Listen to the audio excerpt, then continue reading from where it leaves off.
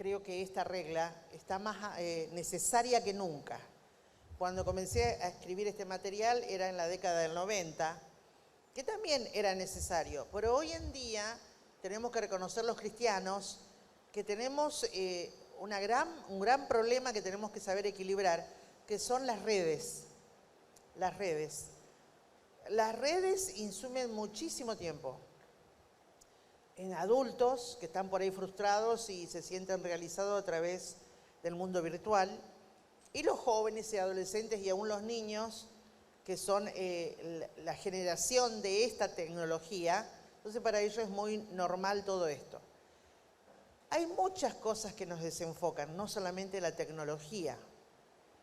Hoy en día el materialismo no es igual que cuando usted se convirtió a Cristo en la década del 80 o del 50 y del 60. En el 50 y el 60 en Argentina estaba el desafiado de fe. Y si vos decías, pastor, tengo un llamado para ir al Chaco, te hacía pasar, oraba por vos delante de toda la iglesia y te enviaban.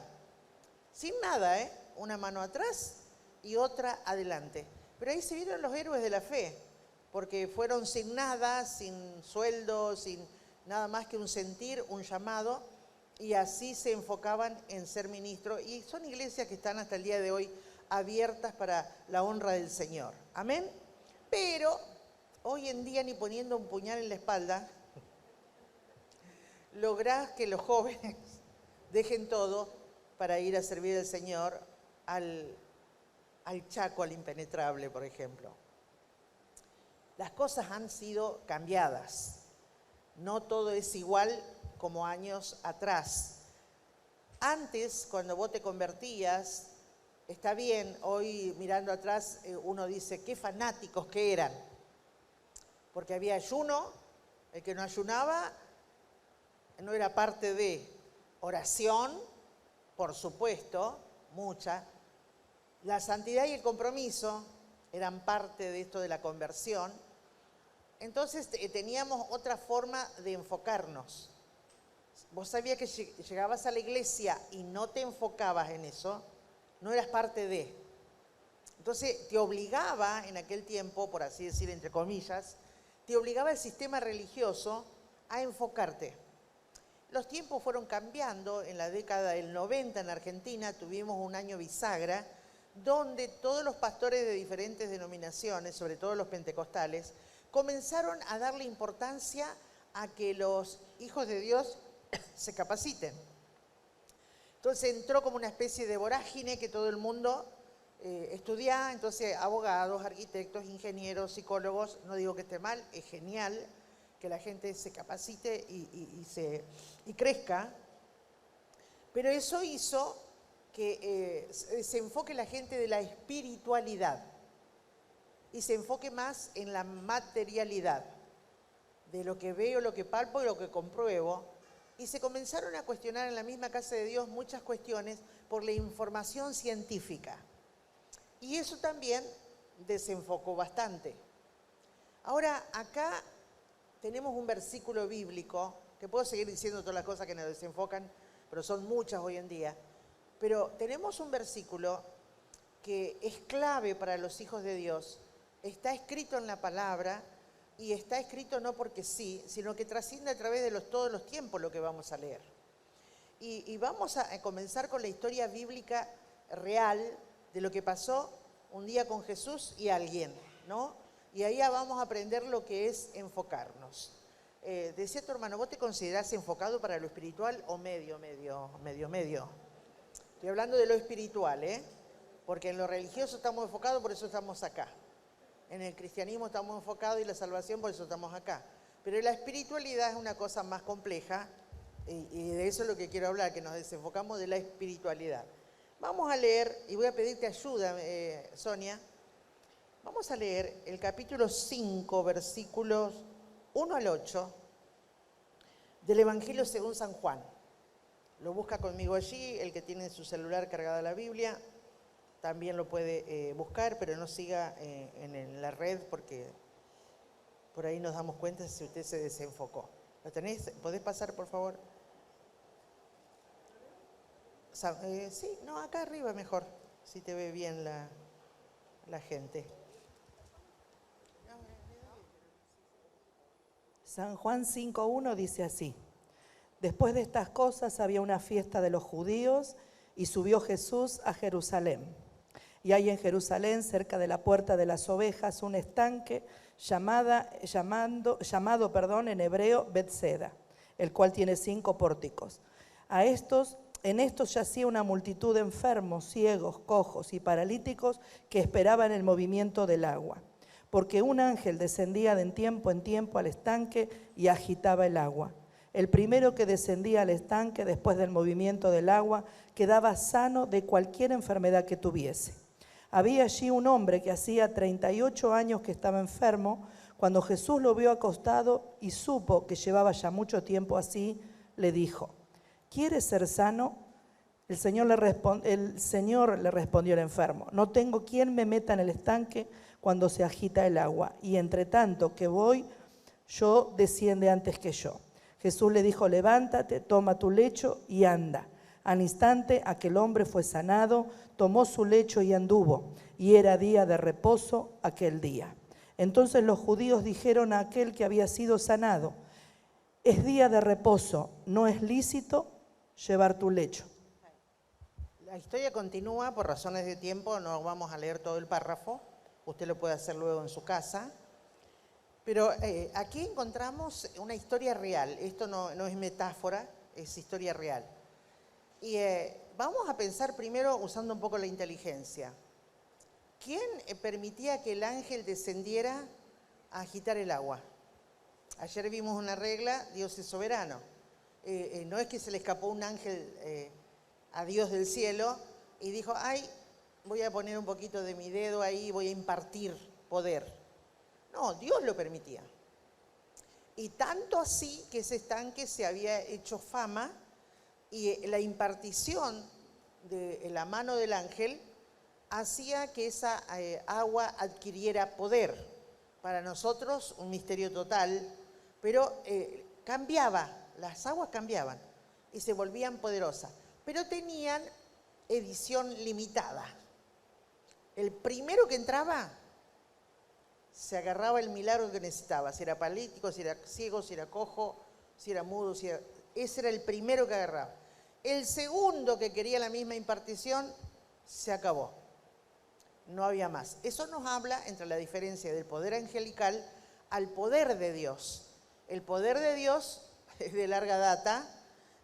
Lo que Él creó, aún nosotros, la iglesia, aún nosotros, los hijos de Dios, el poder que administramos, que Él nos delegó, es de corta data. El único que tiene el supremo poder y establecido es Dios, ¿no? Entonces, ¿qué es lo que vemos acá? Claro, ¿tienen ustedes algún arroyo, río, algo por acá, alguna pileta municipal? ¿Tienen algo por acá en esta zona? Bueno, las piletas, vamos a tomar como, decime el club más famoso de esta zona. ¿Cómo se llama? Acuarela.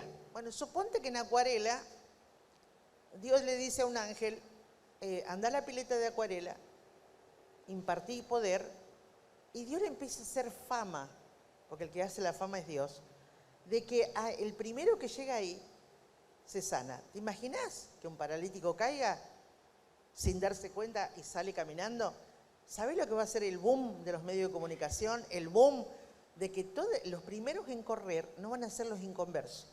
Te aviso que en las campañas evangelísticas que vi, muchísimas desde que me convertí, los primeros en correr al altar cuando se llamaba a los pecadores, no eran los pecadores, era la iglesia. No sé si lo vieron ustedes. Pasen los que quieren aceptar a Jesús. Y había hermanos que pasaban en todos los altares evangelísticos, le decían: ya estás convertido. No, pero por las dudas, por las dudas pasaban. Los primeros en correr vamos a hacer, así como ganado que huye despavorido, vamos a hacer los evangélicos. Que nos guste o no, tenemos en nuestra historia, más los pentecostales, tenemos en nuestra historia que amamos los sucesos. Nos encanta el agitar de las aguas, porque ¿qué hacía este ángel? Impartía el poder y dice que había agitación de las aguas, ¿no? Que marcaba que algo estaba pasando. Lamentablemente, históricamente, los pentecostales somos los más amantes del suceso que los bautistas, que los libres, metodistas, a nosotros nos encantan los sucesos. Y el que diga lo contrario está medio como mintiendo, porque ¿quién no quiere ver un paralítico caminar? ¿Quién no quiere ver un ciego andar? Un oído escuchar, un mudo hablar, uno que está en agonía, como en el tiempo de Tommy Heat en Argentina, que llevaban a la cancha de Vélez, creo que era, a todos los que sacaban de terapia intensiva, con el suero, con la máscara, y de pronto en el momento que este varón oraba, solitos se sacaban el suero, se levantaban y sanos para siempre. ¿Quién no quisiera? Si decís que no, no te creo, porque queremos ver el poder de Dios. Ahora, acá hay una paradoja. El que envió el ángel fue Dios, el que permitía el suceso fue Dios, la impartición de poder logró fruto en la gente porque recibían milagro, pero aún vamos a ver el celo de Dios. ¿Cuántos han leído que Dios nos anhela celosamente? Y creo que lo repetimos como loro todos, pero no todos nos ponemos a reflexionar sobre la trascendencia de eso que está escrito ahí. Ahora, el Dios que permitió todo eso, en Cristo Jesús, se pone celoso y llega ahí frente a un hombre que no tenía la capacidad física para tirarse primero al agua. No te dice la Biblia cuánto tiempo esperaba él el milagro, pero sí te dice que Jesús se dio cuenta que hacía mucho tiempo que padecía la parálisis. Que sabemos lo que hace la parálisis. Va secando los músculos y vos te das cuenta que estuvo mucho tiempo paralítico. Y con una pregunta, fíjate, una pregunta lo desenfoca de su misión. Porque ese hombre me imagino que estaría así, esperando que se agite el agua y esperando para ver si se podía tirar. Pero Jesús lo desenfoca, y quiero decir la paradoja cuál es acá, lo desenfoca de algo divino. Porque ahí no dice que era un demonio el que generaba esto. Ahí dice que era un ángel de Dios. Y los ángeles de Dios no hacen nada sin permiso de Dios o orden divina. Y ahí nos encontramos con algo que se confronta y vos decís, pero a ver, esto no me cierra. Dios permite esto y Dios viene, Cristo, Dios viene y le hace una pregunta para desenfocarlo de la atención que él tenía al suceso divino. Para pensar. Le dice, ¿qué quieres que te haga? Escuchame, era re obvio. Dice la Biblia que Jesús se dio cuenta que hace mucho tiempo que era paralítico. Era re obvio. Pero las preguntas que Dios nos hacen no solamente nos desenfocan de lo que estamos mal enfocados, sino que nos hacen reflexionar. Entonces el hombre le relata la problemática. Y como si Jesús no supiera, le dice, mira, acá pasa esto, esto, esto. Diga conmigo, suceso divino. Sí, pero póngale onda porque me parece que usted está dudando de lo que le estoy compartiendo. ¿Sí? Y creo que estoy tratando de explicarlo basada en el párrafo que estamos leyendo. Diga conmigo, suceso divino. Si te he dicho al principio que nos pueden desenfocar tantas cosas porque el globo terráqueo está reconfigurándose, muchas cosas están cambiando, la filosofía de vida, los principios y valores, etcétera, y todo eso, aunque digamos que no, de una medida u otra, nos desenfocan. Te estoy poniendo lo secular como ejemplo, pero acá lo bíblico es más fuerte. Te puede desenfocar que seas amante de los sucesos y dejes de mirar a Dios por los sucesos. ¿Qué ocurrió en la década del 90 aquí en Buenos Aires? Dios visitó la iglesia evangélica, se generó un revuelo, una de crítica que lo que sucedía era de Dios, no era de Dios. Me acuerdo que con la escuela en la cual yo trabajaba cristiana en aquel tiempo, vinimos con el cuerpo de maestros, la directora, parte de nuestras familias, a... ¿Cuál era el primer lugar que Freyson convocaba a la gente? No me acuerdo del lugar. Era un lugar chico todavía. Pero sí un estadio. No. Obras. Ahí está, en Obras. Miren, cuando vinimos, bajamos todos, ya la directora había hablado con Freyson, había acordado la visita, porque él oraba al final por los grupos. entonces para que ore por la escuela cristiana, papá. Nunca viví lo que viví ahí. Yo no sé si vos fuiste en ese tiempo, Sonia. La gente parecía ganado. ¿Viste cuando meten las vacas apretadas en los camiones, que uno lo ve a veces en la ruta, que se chocan, que se caen? Bueno, era un ganado. No eran ovejas, eran vacas apretadas. Y te empujaban. Cero amabilidad. Te codeaban, te empujaban, con tal de ganar el lugar hacia adelante, porque todos querían tocar el manto de Freyson.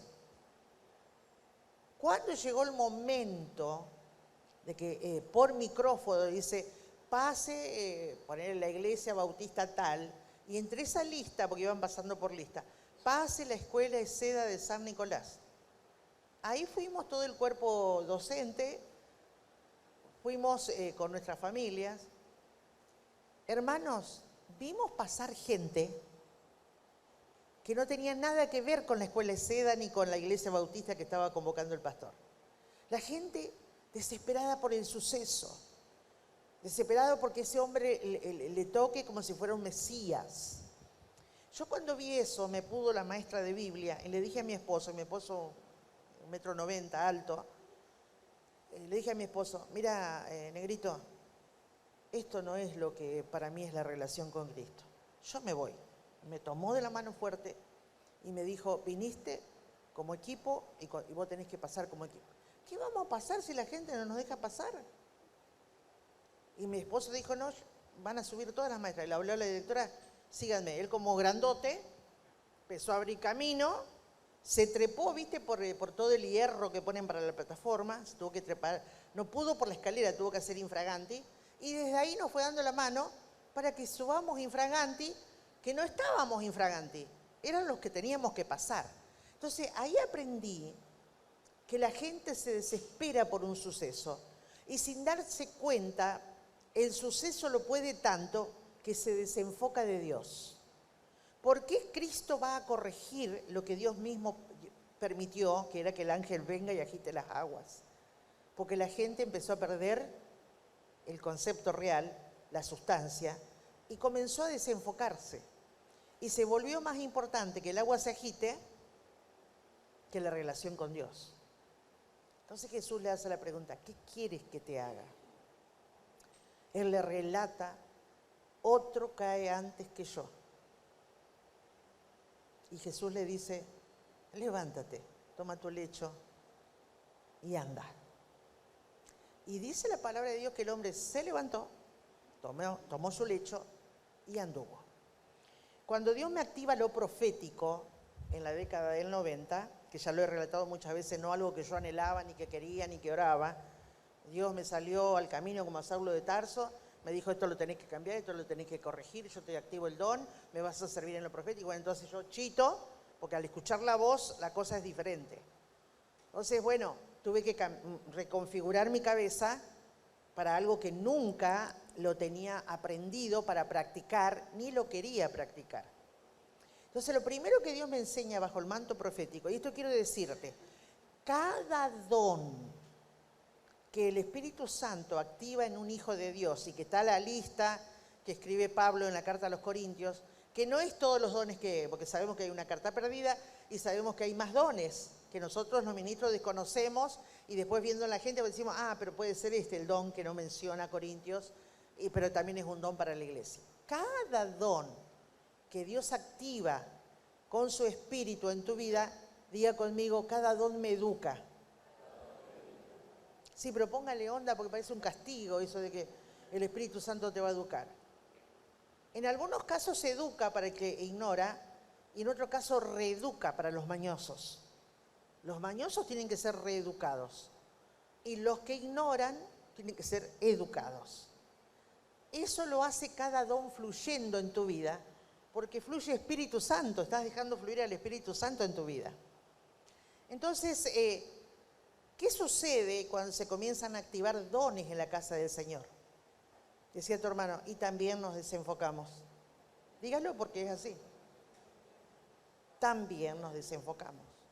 Entonces Dios lo primero que me enseña Y él me enseña esta regla. No es que yo no supiera que había que mirar a Jesús, cuántas veces había leído el versículo y sabía que hay que mirar a Jesús. Pero él me habló de tal manera que me dijo, ustedes repiten, pero no viven. Entonces me empezó a hablar del celo que él tiene por su casa, del celo que tiene por sus hijos. Y ahí me empezó a decir, ustedes cuando ven a alguien activado con dones, se desenfocan de mi persona y van tras la persona que tiene los dones. Y claro, uno ahí, viste, como que reflexiona y dice, y sí, tenés razón. Es más, si tuviéramos esta mañana un evangelista que sabemos que tiene dones de poder, no vas a escuchar la predicación del evangelista, pero el altar vas a correr, porque sabés que si te toca y tenés algún problema físico, te lo va a otorgar Dios a través de esa administración. Entonces, Dios me habló y me dijo, yo los anhelo celosamente, pero se desenfocan aún con las cosas espirituales. Por eso me gusta la paradoja de esta historia. Dios permite la agitación de las aguas y Dios corrige el desenfoque. Entonces vos te haces la pregunta, pero si sos Dios y sabés que cualquier suceso nos va a distraer, ¿por qué permitís el suceso? Y bueno, ese es tema el misterio de su soberanía. Acuérdense que Dios también dice en un profeta menor que Dios suelta plomadas sobre su pueblo. Todo lo que son constructores, saben algo de construcción, saben que la plomada va a medir lo derecho de lo torcido. Y lo derecho de lo torcido tiene que ver con la justicia de Dios. Entonces Dios a veces soberanamente va a permitir cosas para que salga lo que realmente hay en tu corazón. Nada más que nadie prestamos atención de lo que sale del corazón. Pero en realidad, Jesús ya lo dijo, no te contamina si comes con las manos lavadas o no. Sí te va a contaminar. Estamos hablando de lo espiritual, porque sabemos que científicamente, si no te lavas las manos, te podés contaminar el cuerpo físico. Pero él no estaba hablando del cuerpo físico, estaba hablando más allá, que te puede contaminar la vida espiritual, no un plato de lentejas mal hervido o mal lavado, sino lo que te va a contaminar es lo que está, lo dejó bien claro él, es lo que está en el corazón del hombre. ¿Hasta ahí se va entendiendo? Porque no quiero, viste, hacer un enredo. Usted me dice, no, hermana, está enredando mucho. Si estoy enredando, lo vamos a tratar de corregir. Pero si está entendiendo, reflexiónelo, porque esta regla para los profetas es fundamental para la efectividad profética. Esta regla es una regla fundamental para la efectividad de los hermanos que se les activan los dones, para que ellos mismos no se distraigan, porque también el que posee un don se puede desenfocar, se puede distraer, porque eso del síndrome mesiánico, créanme que lo tenemos todos. En algún punto se nos mueve el poder de Dios de alguna manera u otra y nos sentimos Mesías. Y Mesías hay uno solo, nadie más. Los demás somos todos colaboradores de Dios. Entonces vemos aquí que Jesús corrige, el hombre recibe el milagro. Y lo que Dios me enseñó, me dijo, mira hija, mi pueblo se masifica. Mi pueblo, si le dicen, como dice Mateo 24, Dios está ahí o Dios está ahí, se va todo corriendo en tropa, como es lo que vimos con Freyson, ¿no? Todos en tropa, corriendo, empujando, te olvidas que es su hermano, vos crees que ya... Mentiroso, porque lo que pasaron ahí... mentirosos, porque ni siquiera eran parte de la escuela. Y se pusieron con nosotros, y yo, viste, con mi carácter todavía no tan gobernado por el Espíritu, yo los miraba así, y a una le dije, ¿vos quién sos?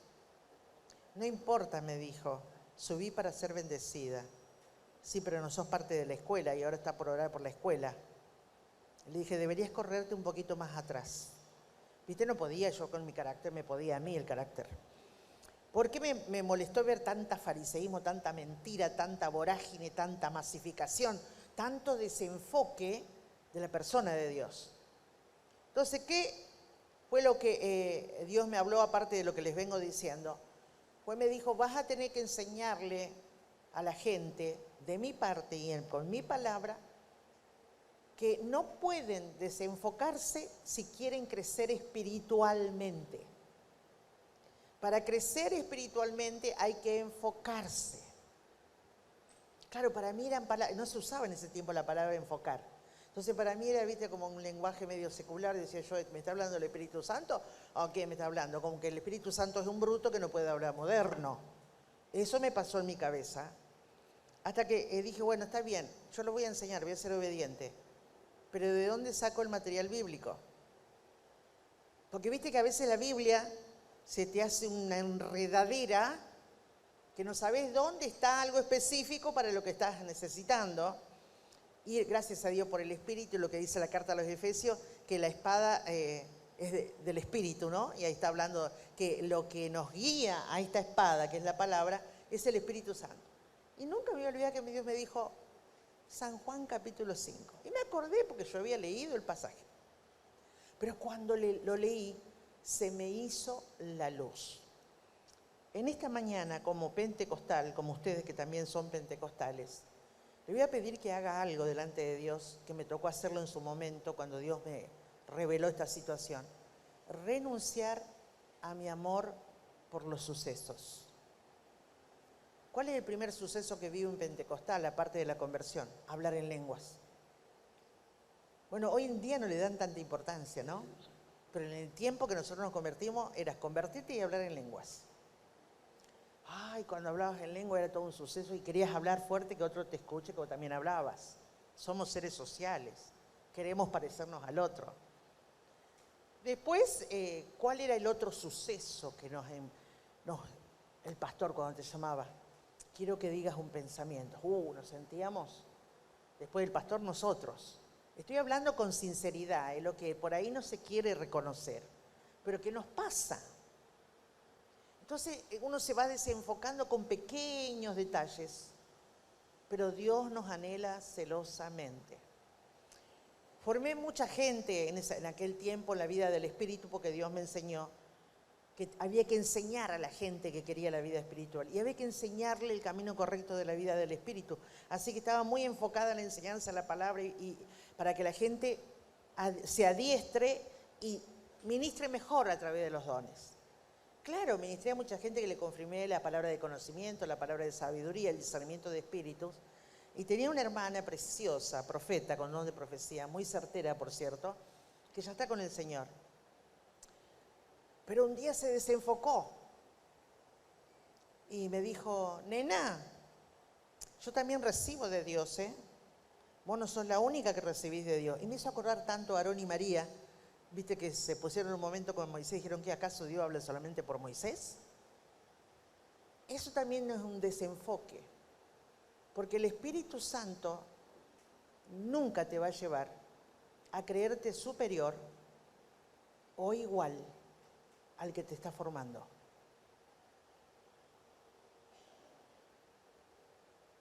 La humildad no es un defecto. La humildad es una virtud en la casa de Dios y que la da, por cierto, el Espíritu Santo a quien decide dejar el orgullo, la vanidad y toda esa historia. Entonces vamos a ver que hay muchas cosas que aún en la paradoja que Dios derrama, porque ¿quién nos da los dones? Dios, ya lo dio en Cristo Jesús. ¿Quién los activa? Según Pablo en Corintios, el Espíritu Santo. ¿Quién te da la oportunidad de edificar la iglesia a través de esos dones? Dios, Cristo que es soberano de la iglesia, cabeza de la iglesia. ¿Quién te da la oportunidad en la tierra que es colaborador y colaboradora de Dios? Los pastores. Y después resulta que si le pregunto a ustedes, no les salió bien siempre dar oportunidad, sino que a veces salió muy mal. Estábamos hablando con Sonia estos días sobre X persona de confianza, de la iglesia y los pastores. Y estábamos hablando de un incidente que fue gracioso y estábamos hablando. Y después dice, pero se fue de la iglesia. Y yo quedé, viste, ahí en shock, me agarró de sorpresa. ¿Cómo que se fue de la iglesia? Si tenía un espacio de confianza que otro no tenía. Eso pasa cuando nos desenfocamos. Diga a su hermano, entonces estamos en el horno. Sí, créame que estamos en el horno todos. ¿No? Estamos en el horno. El otro día un chico de cultura americana tuve que explicarle que era estar en el horno. Me dice, Verónica, tú siempre mencionas estamos en el horno. ¿Qué significa eso? Claro, americano nunca dice estamos en el horno. Entonces me remití a explicar lo que era en el horno. y le dije algo más o menos así, que estás en una situación que no tenés escapatoria, como cuando el pan se mete en el horno, no lo sacás hasta que no esté resuelto. Por eso es verdad que estamos en el horno, en el proceso de Dios, y no nos vamos a escapar. Ahora, si usted toma seriamente lo que estamos hablando, toma con inteligencia espiritual lo que estamos hablando, usted va a tener mejor activación y mejor destreza en las activaciones que tiene, ya sea unción o sean dones que nos educan, va a tener mejor destreza. Y acá se va a levantar una compañía de profetas. Es una cosa tremenda. No tienen la menor idea de lo que es una compañía de profetas, por eso nos dicen, ¿sabe lo poderoso, lo que se derrama en una compañía de profetas? Tengo fe que a venir a abrir la escuela de profetas, Dios va a trabajar con cada uno y va a ir activando en cada uno los dones que tiene que activar. Decir compañía de profetas no quiere decir que todos tienen el don de profecía, sino que tienen los 9 dones en ejercicio la compañía. ¿Amén? ¿Sabe qué tremenda compañía? Por decirte algo, los dones, dice la palabra de Dios, son para edificación del cuerpo de Cristo, no para que nos desenfoquen, sino para que tengamos claro que el don que Dios me activó es para edificar la casa del Señor, bajo la supervisión pastoral. Recuerdo que cuando a mí Dios me empezó a activar los dones así, que no me dejaban ni respirar y me activaba un don, otro don, y yo estaba en shock por todo lo que me pasaba que nunca había vivido. La iglesia tenía para cuando comenzó la activación 1.500 miembros. Como era tiempo de despertar espiritual, llegamos a ser 2.500 miembros en la iglesia. Claro, ni nos conocíamos todos, aparte pasaban las cosas aceleradamente, ministrábamos gente, liberábamos gente, bueno, un laburo precioso. Pero los dones en ejercicio, mira si no van a edificar la iglesia.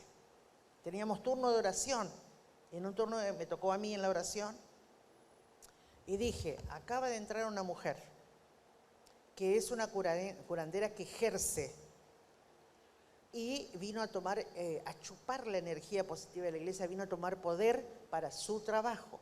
¿Cuántos de ustedes saben que el diablo no puede imitar la vida?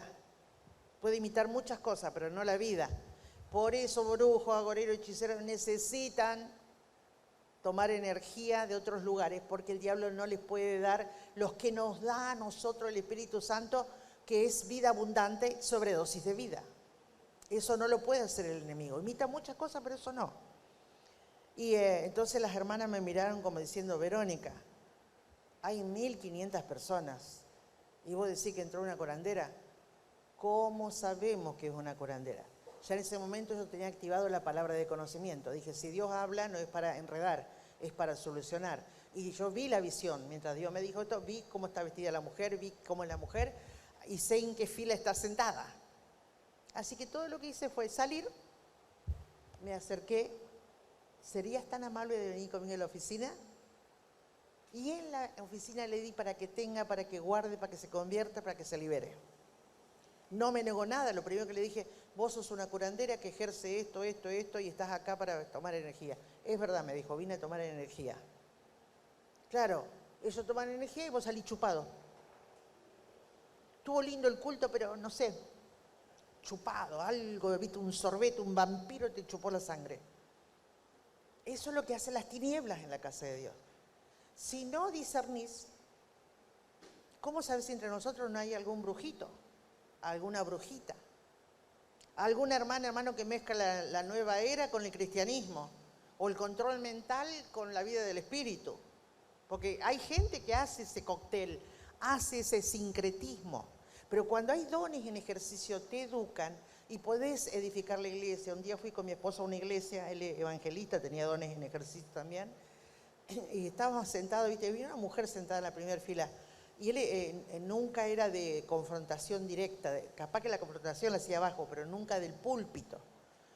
Y recuerdo que empezó a mirar, conociéndolo, digo, ¿qué es lo que está mirando? Había una mujer sentada en la primera fila y le dijo, bruja, ¿qué haces acá? ¿Para qué le dijo bruja? Una manifestación demoníaca de aquellas, pero gloria a Dios por el discernimiento de espíritus. Hoy en día no puede hacer eso en la iglesia porque se ofenden. Ay, me dijo bruja, me lastimó. me importa que te lastimé. Lo que importa es que hay un don que te quiere ver libre y a los pies de Cristo. Pero nosotros hoy desenfocados, ay, ¿qué le pasó al pastor Isaac? Le dijo bruja, está bien que la mujer no estaba muy bien arreglada, pero no es para que no le diga bruja. Hay tantas cosas que nos desenfocan de la misión que tenemos como iglesia de Jesucristo. Hay tantas cosas que desenfoca, pastor, que como profeta llegó al lugar y le digo, pastor, está floja la evangelización acá. ¿Qué está pasando, pastor? Sí, es verdad, Vero, han aflojado. Entonces le pido, tráeme todos los evangelistas y les hablo para que se vuelvan a enfocar. Porque el evangelista, ¿qué tiene que hacer? Evangelizar. La misión de la iglesia, seas evangelista o no, de unción o de oficio, tenemos que evangelizar. Pero nos desenfocamos. Decía tu hermano, entonces el desenfoque es algo peligroso. Pregúntale así. Hay un mensaje que doy a la iglesia que en esta mañana no lo estoy dando, porque tiene otros párrafos bíblicos, que este es el título que le puse. Cuidado, la distracción es un arma letal del infierno, ¿no? Y ahí desarrollo ese tema. Pero hoy te digo, cuidado, el desenfoque es un arma letal del infierno para el Hijo de Dios que está buscando la vida del Espíritu. Amén. Voy a seguir un poquito más con el desenfoque. Tengo varios versículos acá, pero quisiera redondear. Es domingo. Quiero que disfruten de lo que a mí me gustaría que es un domingo en familia, que no almuercen tan tarde. Aparte el pastor los tiene como personal training en la tarde que está de vuelta a los estudiantes, ¿no? Entonces vamos a tratar de hacer más rápido. No tengo la menor idea que... No tenés un relojito para ver. Hay iglesias, viste, que te ponen ahí... Ah, estamos bien. Estamos como para redondear, 11:30. Entonces, fíjese, ¿querés ser profeta? Enfócate con Dios. ¿Querés ser efectivo y tener activación desde dones? Enfócate con Dios. ¿Querés crecer espiritualmente y que Dios te respalde? Evangeliza. Porque al que evangeliza, Dios no lo va a dejar solo. Te respalda y te bendice. ¿Querés ser espiritual? Enfócate en la vida espiritual. No te enfoques un poco de mundanalidad y un poco de... ¿Pero cómo hago? Yo soy profesional.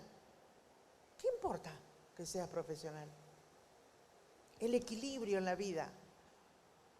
Que no te conquiste el deseo de los ojos, la vanagloria de la vida, sino que vos estés equilibrado y realmente puedas hacer. Ayudé a un médico hace muchos años, homeópata, médico, familia todo de profesionales, clase media alta.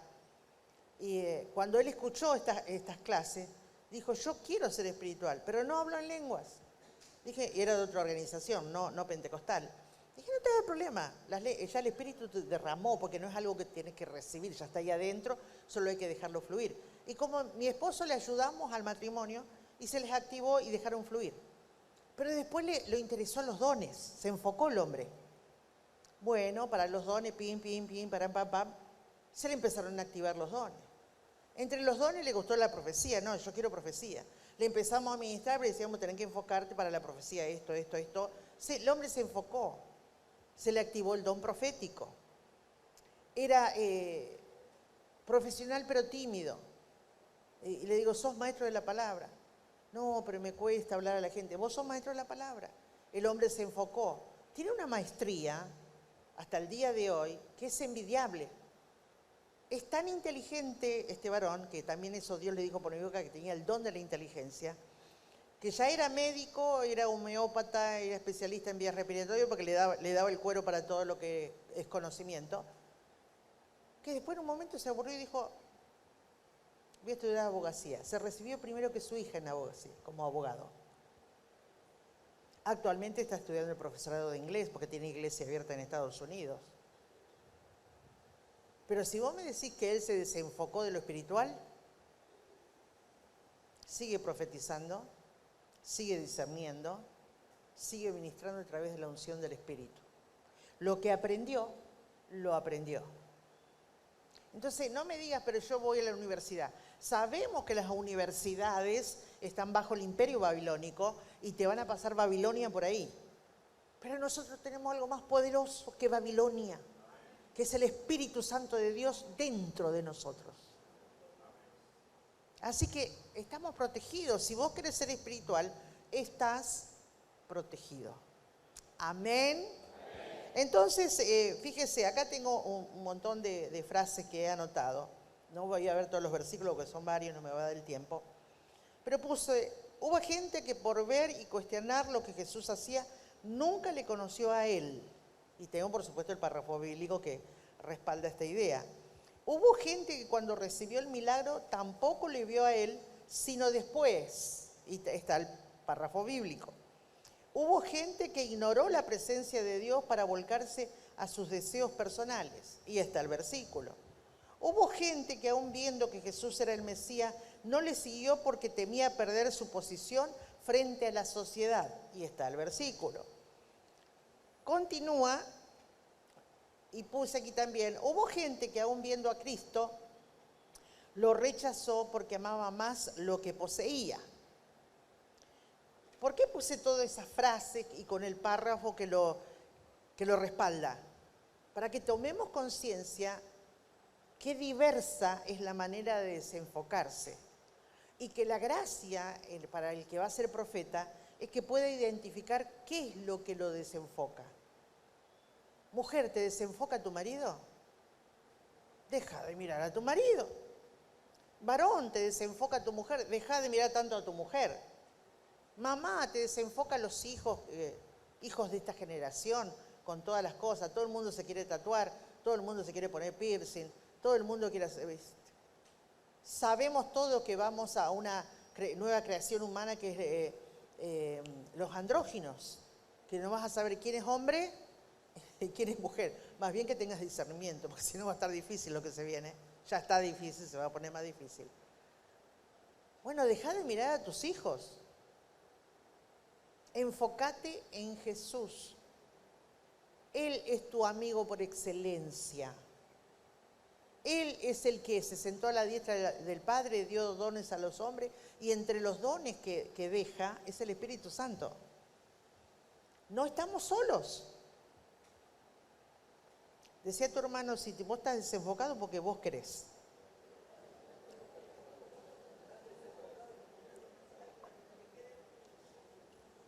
El pastor Gastón, que lo conoce. Él tenía unción profética, vos lo conocías de antes. No es que él no tenía revelación, pero era intermitente. Era en momentos particulares donde él fluía. Y Dios me habló de que Dios no quería intermitencias en él, que quería un don fluido. Entonces él comenzó a preguntar, ¿cómo hago, Vero, que esto? Bueno, la palabra. No te voy a decir cuando me hace una pregunta lo que pienso. Te voy a decir lo que creo y entiendo en la palabra. Entonces, mira, pipi. Se enfocó Gastón. Y no fue de los primeros en entrar en Veraca, entró después él. Así. Se enfocó y hoy el hombre es una catarata. Pastor Daniel Saley, lo conocen. 17 años tenía cuando le comencé a ministrar. Pero yo quiero lo profético, ¿cómo hago? ¿Querés revelación? Anda a la fuente de la revelación. No busques nunca la revelación lejos de la fuente, porque te podés convertir en un adivino en la casa de Dios. Pero si vas a la fuente, el Espíritu Santo te va a guiar para que no te salgas de lo que es la genuina revelación. ¿Y qué más tengo que hacer? Y como soy evangelista, ayuná y orá, que se te active. Y me dice, pero tengo que ayunar y orar. Sí, el evangelista no se activa sin ayuno y oración. ¿Tenés evangelistas acá? Mínimo tienen que ayunar una vez por semana, mínimo. Tenés que verles de rodillas como tu papá orar. Pues está bien, nosotros somos más cool, más cancheros y oramos así, viste, todo, más poéticos. Pero qué bien que hacen las rodillas. Las revelaciones que tengo actualmente son cuando me pongo de rodillas. Veo mejor de rodillas y con los ojos cerrados que de pie y con los ojos abiertos. Es increíble lo que hace el Espíritu Santo. Hoy en día, Daniel se enfocó trabajó por el asunto, joven, se le activó. Juan Marcos, era chiquito cuando comencé a ir a la iglesia de los padres. Profeta Vero, ¿cómo puedo hacer crecer lo profético en mí? Bueno, Juan Marcos, y cada vez que iba, profeta, estoy haciendo, pero todavía no se me activa. Tranquilo, el que persevera triunfa. Sé constante, sé determinado en la presencia de Dios. El día que se le activó, contento, Vero, se me activó el don. Bueno, ahora tenés que dejarlo fluir, que esa herramienta se perfeccione. Y tenía que chequear, porque hasta ahí yo creía lo que me decían los padres y me decía él, pero siempre me gusta chequear, que sea genuino del espíritu. Y teníamos una convención de herederos en Rosario. Y le dije, Juan Marcos, te voy a llamar para que ministres en el altar y me voy a parar al lado tuyo para ver si lo que tenés es genuino o no. Tragó saliva. Bueno, profeta Vera, bueno. Claro, comenzó el momento de la administración, lo llamamos y dejé que él, y no me arrimé para que no serle, de rienda, pero en un momento él estaba tan metido con Dios y fluyendo como río el don, que me arrimé, me puse atrás que no me viera y escuchaba y miraba y discernía. Y después le toqué el hombro, hizo, ¿viste? Cuando alguien está fluyendo y le tocas el hombro, es como que le agarra una cosa eléctrica. Y le dije, Juan Marcos, es el genuino don, seguí adelante, ya estás en la fila de los profetas. Hermanos, si nos enfocamos, todo es posible en Dios. Pero que no te enredes. ¿Cómo se desenfocan los cristianos en redes? Que escuchan a Morontoto Flores, que dice que es profeta. Me acuerdo de una hermana que me tocó ministrar y ayudar, que la conozco de añar, es joven la hermana. Un día me mandó un mensaje, Vero, viene el fin del mundo. Entonces le contesto, ¿qué novedad? Vamos todos sabiendo que un día más es más cerca del fin. Le digo, ¿qué novedad? No, Vero, si podés, juntá agua, guardá botellitas de agua, comprá, ¿cómo se llama esto? Que es todo, conserva, comprá tomate, comprá esto, comprá jugo, esto, tenés donde guardá, porque se viene una, que va a faltar la comida, va a faltar esto, va a faltar lo otro. Yo dije, ¿qué novedad? Si Apocalipsis dice que se venderá la cabeza de una vaca en un tiempo por una cantidad exorbitante de dinero. Pero no es para que te agarre ansiedad, no es para que te pongas loca, le dije. Le digo, ¿vos estás hablando con algún profeta? Ay, sí, me encontré con un hombre de Dios centroamericano y él está diciendo que hay que guardar comida, hay que guardar... Mi mamita, afloja. No voy a comprar agua, le dije. No voy a comprar conservas. Y menos me voy a poner ansiosa por el fin del mundo. Me pondré en el tema si el fin del mundo es hoy. Si no, no me voy a preocupar. Con tanta facilidad la gente se desenfoca con las redes. Los mesiánicos. ¿Sabes por qué? Por las redes. Que le dicen que hay que guardar el sábado, que hay que cortarse el pito, que hay que esto, que hay que lo otro. No le hacen caso al pastor esa gente, pero hacen caso a lo que ven por redes, porque se desenfocan. ¿Se entiende? Entonces, ¿quieren ser profetas? Hay que enfocarse. ¿Quieren dones activados? Hay que enfocarse. La hermana se está riendo. ¿Conocés, hermana, alguna que se cortó el pito? ¿Alguno que se cortó el pito? Sí, me hace. Pues está muy... La hermana usted no la ven, pero está así riéndose. Se ve que conoce a alguien que se circuncidó, por eso se ríe. Entonces, fíjese que si queremos vida espiritual, hay que enfocarse. ¿Por qué los jóvenes no guardan santidad? Porque no se enfocan en la santidad. Si vos te enfocas en la santidad práctica, te va a ser fácil huir, porque santidad significa apartarse del mal también. Te vas a apartar de lo que no conviene. Como dice Pablo, todo me es lícito, pero no todo me conviene. El que busca la santidad y se enfoca, sabe qué le conviene y sabe qué no le conviene. Amén.